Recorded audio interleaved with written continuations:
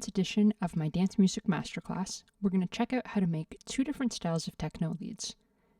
The first lead's going to be like a kind of an old school 90s sound. Here's how it sounds.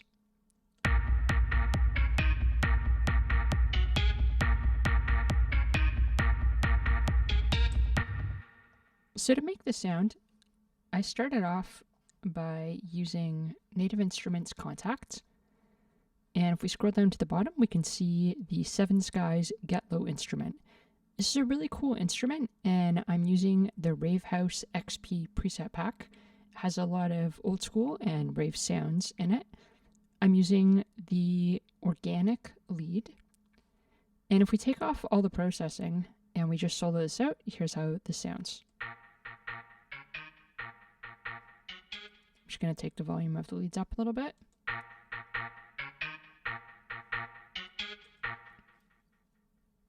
So for the processing, I have a big chain over here.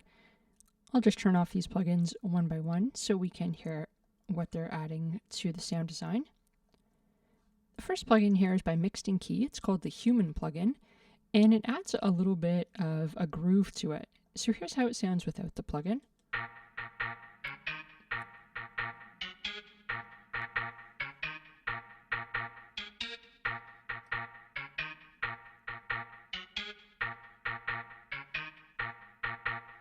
So it's just adding a little bit of groove.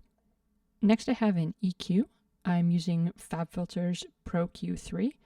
I'm rolling off the low end below 100, and I'm boosting a little bit at 2000. And when you boost around 2K, it helps the synth cut through the mix a little bit. I also have Valhalla's Vintage Verb. I'm using the concert hall setting, and I'm just mixing in a little bit of that, about 20%.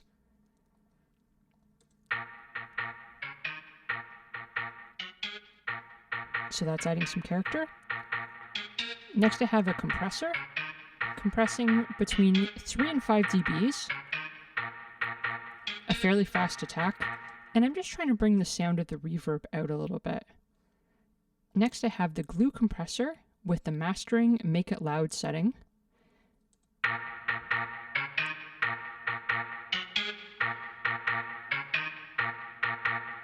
And I'm bringing up the general volume.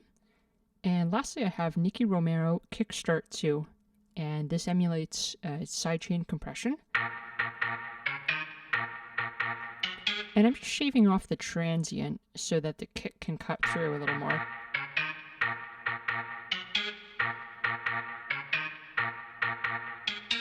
So that's it for the first layer. For the second layer, I used Korg's M1. I wanted to layer this with an organ sound. So I went to the browser, just checked out organ and then dark, and I pulled up the 50 split.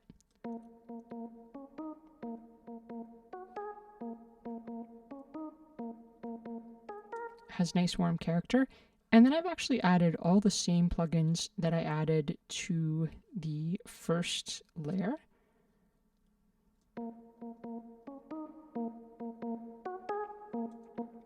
And I did change, I think I changed the EQ a little bit on this. Yeah, I did. So I'm cutting off some more of the low end, boosting once again at 2000 Hertz, and then cutting off some of the top end. So mostly focusing on the mid frequencies. And then I've grouped both these sounds together. And I'm using Neutron 4. I'm using the transient in Neutron 4, and what I started doing is I divided the frequency spectrum into two different parts at 2K, and above 2K what I'm doing is I'm boosting the attack a little bit, and I'm bringing the sustain down.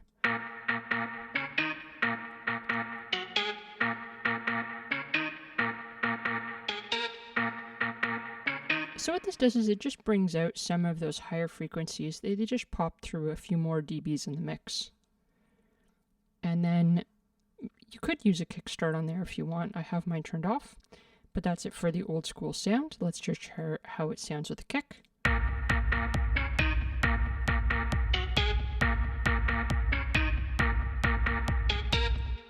Okay, nice. Let's go on to the next sound. So the second one is a little bit crazier. It's an arpeggiated lead. And I'm actually not going to play it first because I have a lot of the parameters turned off on it. So to start off, to make this sound, this is like definitely a trendy sound in tracks right now. I started off with a pluck, and I'm using a pluck that Seven Skies made. I'm using one of his preset packs. He's a really cool producer and sound designer. And I'm going to play you this little clip here. Let's take it down to a 4-bar loop. I'm going to solo this out, and we're just going to hear, we can actually hear it with no processing first.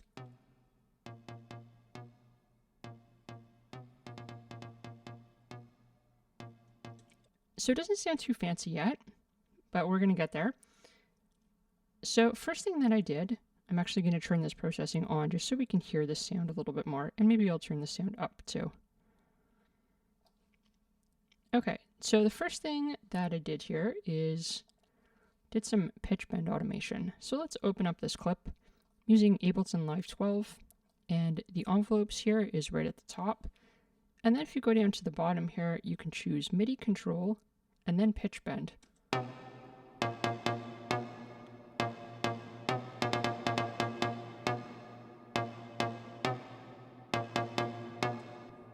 I'm just going to make sure that I'm on a 2-bar loop here.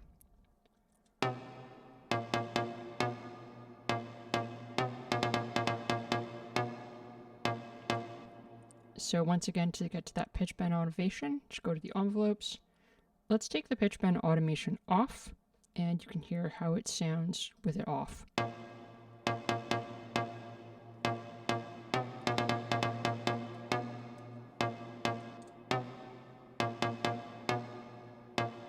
So you can just create some nodes here and then drag them up. And then if you hold down Option, you can bend the automation a little bit.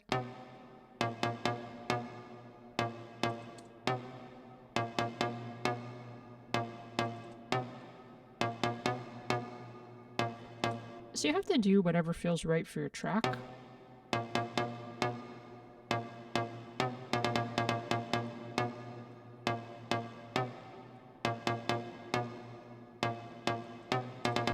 So that's pitch bend automation.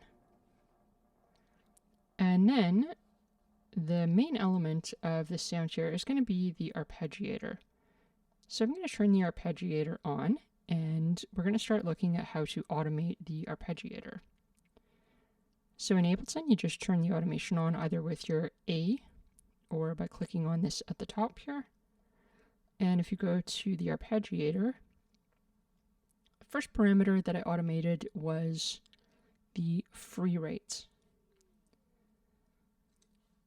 And the free rate just kind of gives it, well, exactly what it says. It gives it like a free rate automation.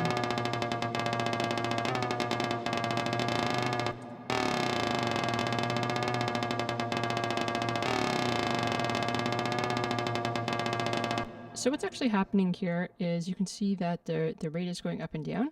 I'm starting at a fairly low rate, 24.9 milliseconds, and then I'm going up to 179 milliseconds. So that's the first parameter that I automated there. Second thing I did was, let's check out what else is automated here. So device on, you can actually automate the device on and off. I'm going to re-enable this here.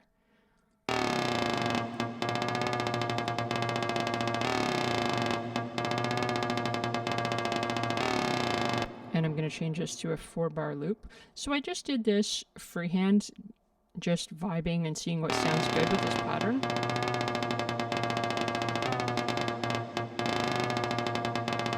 So creating some cool patterns there. And then you can also automate the sync rate on and off. So actually I didn't change the sync rate at all. It's staying constant at 112.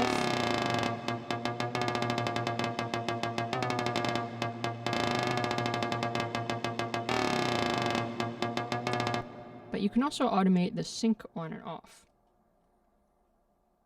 So let's re-enable that. And once again, I just drew this in, just kind of vibing.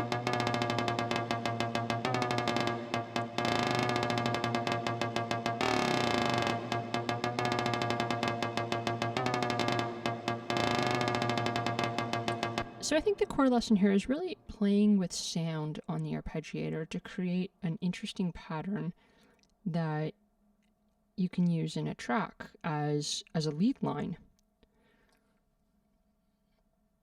I've also just added a little bit of EQ rolling off that low end, and then there's quite a lot of processing on here that's helping to add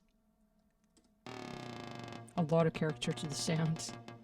It's a bit of it's a small pluck sound without it, but the processing really brings it out.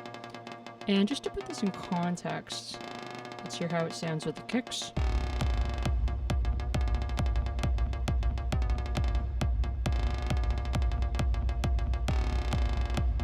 Maybe some drums.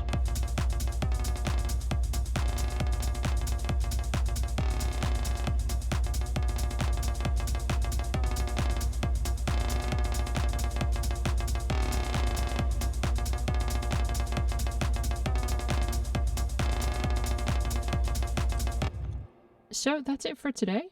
Those are the two different synth sounds I wanted to show you. I hope you enjoy recreating these leads.